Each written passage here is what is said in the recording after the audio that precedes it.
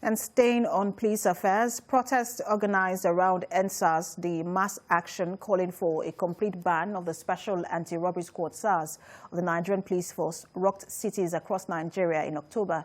That was set up in the mid-1990s to combat incidences of armed robbery. SARS over the years metamorphosed into a force associated with harassment of innocent citizens, extortion at gunpoint, and extrajudicial killings of suspects. In the aftermath of the protest that rocked Nigeria through, the federal government promised to reform the Nigerian police force.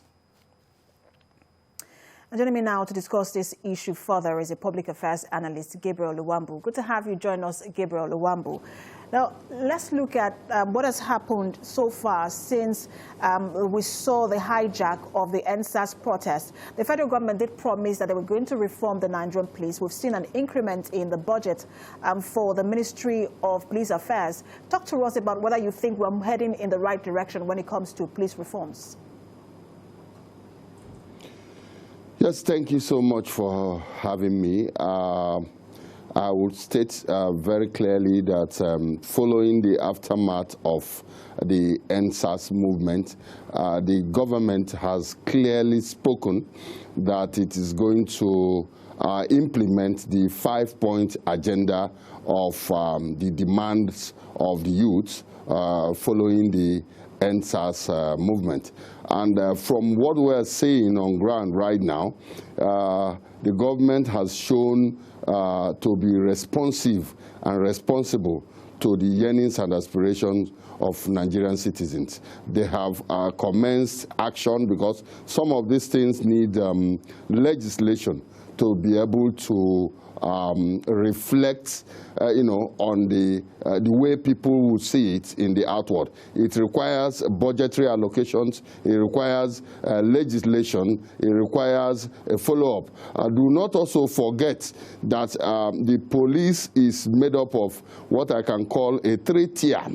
You have the Police Service Commission, you have the Ministry of Police Affairs, you also have the police headquarters at the Louis Edet House, where the hierarchy, the police command of the 36 states of the Federation, including the FCT, is being controlled. So most of these actions might really take some time before it starts, people will start feeling it. But I think the steps taken by the government right now is in the right direction. Right, so you have said that the police reform would require legislation. And we know that the police reform bill has passed second reading about 3 weeks ago at the National Assembly.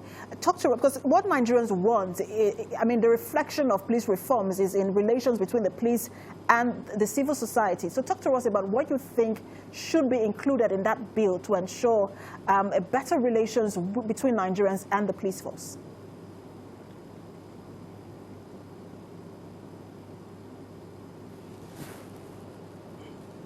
If you can hear me, Gabriel Nwambu, my question is, we know that the police reform bill has passed second reading at the National Assembly. What do you think can be or should be included to ensure that there is better relations between Nigerians and the police force?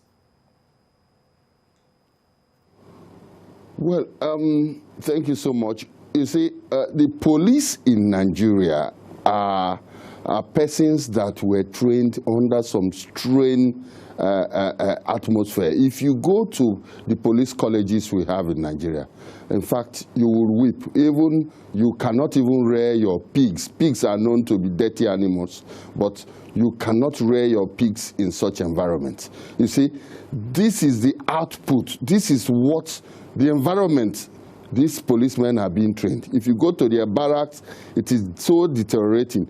The period of decay has been a long time. It has been for decades. The neglect has been for decades.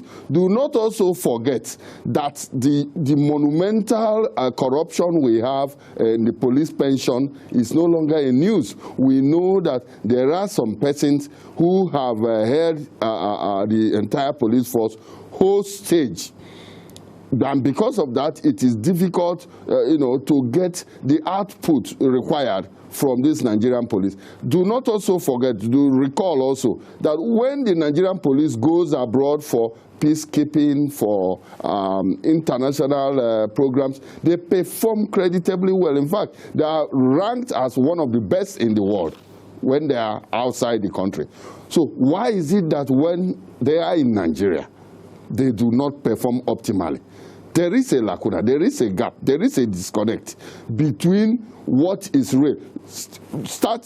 Let's look at how their remuneration is done. There are policemen that have been shot and killed by armed robbers, and up to today, their families have not been paid. There are policemen buy their shoes, buy their uniforms, pay their transport to some areas. Most times they are required to buy fuel and diesel for vehicles for patrol. So how do you want them to exist? How do you want them to perform optimally? You see, the society is getting what it has given in.